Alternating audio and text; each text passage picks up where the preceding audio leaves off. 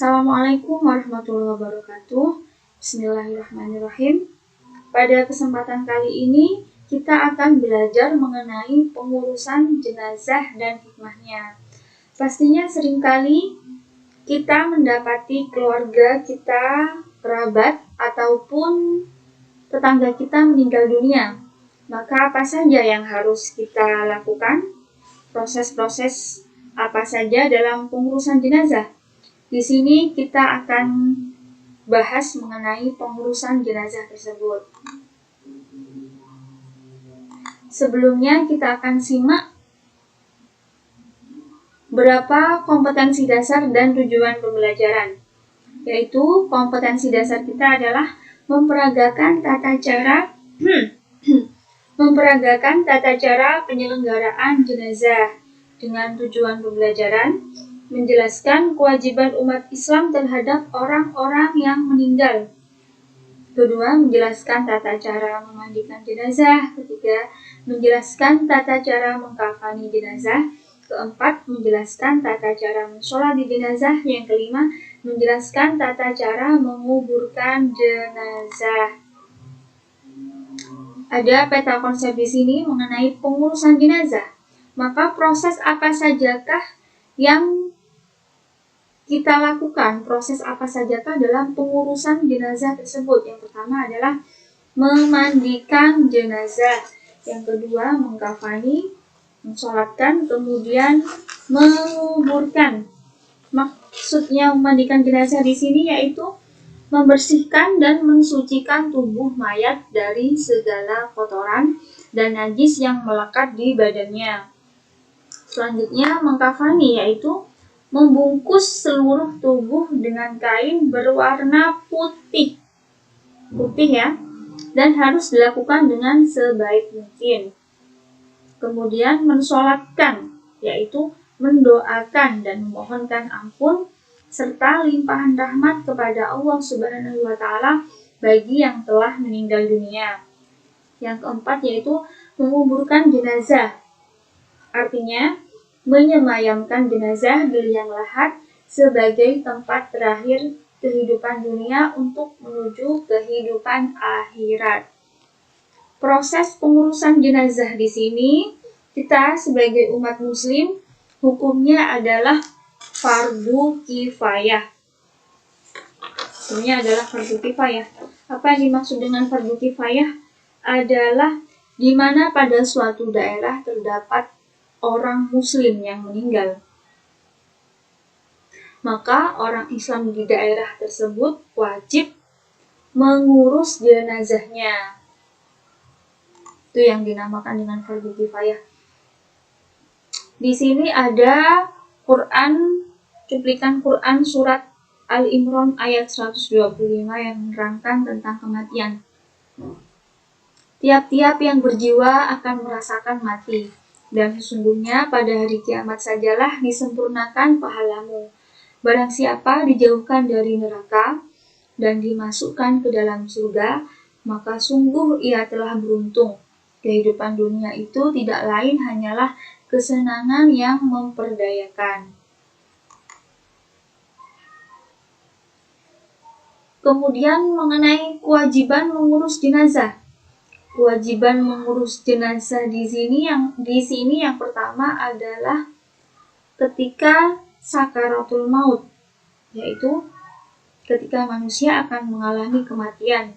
Yang kedua, ketika proses pengurusan jenazah itu sendiri. Jadi, seorang muslim yang telah meninggal dunia harus segera diurus, tidak boleh ditunda-tunda kecuali terdapat hal-hal yang memaksa. Hal-hal yang memaksa contohnya adalah menunggu visum dari dokter atau menunggu datangnya kerabat, menunggu datangnya keluarga. Selanjutnya, ketika menjumpai orang yang baru saja meninggal, apa yang harus kita lakukan?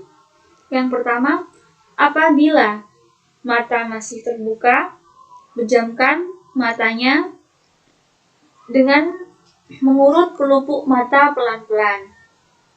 Yang kedua, apabila mulut masih terbuka, katupkan dengan tali berupa selendang atau kain agar tidak kembali terbuka.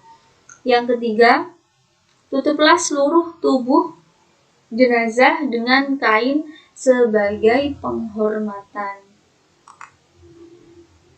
Selanjutnya di sini ada proses pengurusan jenazah. Yang pertama, memandikan jenazah. Cara memandikan jenazah di sini ada 12 tahap ya, banyak sekali. Oke, yang pertama adalah ambil kain penutup dan gantikan dengan kain basah sehingga aurat utama tidak terlihat. Yang kedua, mandikan jenazah pada tempat yang tertutup. Jadi agar tidak kelihatan auratnya, maka memandikan jenazah pada tempat tertutup, misalkan di halaman, tetap halaman tersebut diberi satir. Yang ketiga, pakai sarung tangan dan bersihkan jenazah dari segala kotoran. Yang keempat, ganti sarung tangan yang baru, lalu bersihkan seluruh badannya dan tekan perutnya perlahan-lahan. Tujuannya agar kotoran yang ada di dalam perut tersebut keluar ya. Yang kelima, tinggikan kepala jenazah agar air tidak mengalir ke kepala. Yang keenam, masukkan jari tangan yang telah dibalut dengan kain basah ke mulut jenazah. Gosok giginya dan bersihkan hidungnya, kemudian dudukkan. Jadi ya, apabila jenazah yang meninggal adalah perempuan, hendaknya yang memandikan adalah perempuan juga atau mahramnya. Yang ketujuh, mandikan jenazah dengan air sabun dan air mandi. Terakhir, campur dengan wangi-wangian yang tidak mengandung alkohol. Biasanya yang baik itu menggunakan kapur barus. Yang delapan, perlakukan jenazah dengan lembut ketika membalik dan menggosok anggota tubuhnya. 9. Memandikan jenazah 1 kali. Jika dapat membasuh seluruh anggota tubuh itu adalah wajib. Dan sunnah mengulangi memandikan jenazah dalam bilangan ganjil. Yang ke-10, jika keluar najis dari badan jenazah setelah dimandikan, maka wajib dibuang dan dimandikan kembali. Jadi, najisnya tersebut dibuang, kemudian jenazah dimandikan kembali. Apabila terlihat najisnya dalam keadaan jenazah tersebut masih dimandikan, namun ketika jenazah tersebut sudah dikafani atau sudah di atas kain kafan, kita melihat sebuah najis atau sebuah kotoran, hendaknya cukup mensucikan kotorannya saja, membuang kotoran itu saja. Yang ke-11, keringkan tubuh jenazah setelah dimandikan. 12, selesai mandi, berilah wangian yang tidak mengandung alkohol atau diberi kapur barus. Selanjutnya, proses pengurusan jenazah mengkafani. Ketentuan mengkafani jenazah adalah kain yang digunakan hendaklah bagus, bersih, dan menutup seluruh tubuh. Kain kafan hendaklah berwarna putih. Selanjutnya, jumlah kain kafan bagi laki-laki 3 lapis dan perempuan 5 lapis. Hendaklah diberi wangian sebelum digunakan dan tidak berlebihan dalam mengkafani jenazah. Selanjutnya di sini tata cara pelaksanaan mensolatkan jenazah. Yang pertama adalah membaca niat. Sholli ala hadzal mayyiti apabila mayat tersebut laki-laki.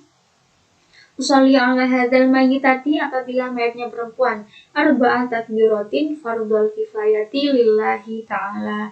Kemudian membaca surat Al-Fatihah, membaca sholawat Nabi, membaca doa setelah takbir ketiga, yaitu Allahumma ghfir lahu warhamhu wa'afihi wa'fu anhu, dan membaca doa setelah takbir keempat, Allahumma la tahrimna ajrahu wa la taftina ba'dahu waghfir lana wa lahu.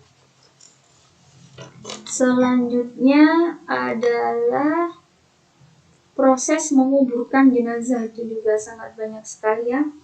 Tata cara menguburkan jenazah yang pertama, turunlah 3 orang ke liang lahat guna menerima jenazah. Jadi ada yang menerima jenazah, ada 3 orang yang menerima jenazah, menerima kepala, badan, dan kaki. Kemudian angkat jenazah pelan-pelan. Masukkan jenazah dari arah kaki kubur atau dari samping kubur, terserah mana yang lebih mudah. Taruh jenazah di liang lahat dan menghadap kiblat. Beri penyangga dengan tanah secukupnya agar jenazah tetap miring. Kenakan pipi kanan jenazah dengan tanah. Oleh karena itu, lepaskan tali pocong dan longgarkan kain kafan, bertujuan untuk mempermudah menarik kain kafan agar pipi kanan kena tanah, agar pipi kanan menempel dengan tanah. Selanjutnya, tutuplah liang lahat dengan papan kayu atau yang lain. Kemudian timbunlah pelan-pelan liang lahat sampai selesai. Tujuannya menimbun dengan pelan-pelan agar papan kayu tersebut tidak patah atau hancur ya.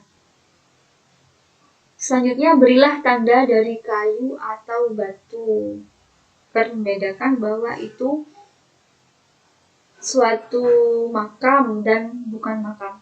Doakan si mayit dan keluarga yang ditinggalkannya. Selanjutnya, hikmah dari pengurusan jenazah. Kedudukan manusia meskipun sudah meninggal dunia di hadapan Allah tetap makhluk yang mulia, yang wajib diberi penghormatan dan tetap diperlakukan sebagai manusia yang masih hidup. Bahkan perlakuan itu tetap berlaku walaupun mayat sudah dikuburkan. Keseluruhan penyelenggaraan jenazah difardukan kifayah kepada umat Islam. Kewajiban ini akan mendorong setiap orang untuk mempererat dan senantiasa berusaha meningkatkan persaudaraan sesama muslim semasa hidup. Oke. Terima kasih sudah menonton video pembelajaran dari saya. Apabila ada yang kurang berkenan, mohon maaf yang sebesar-besarnya. Assalamualaikum warahmatullahi wabarakatuh.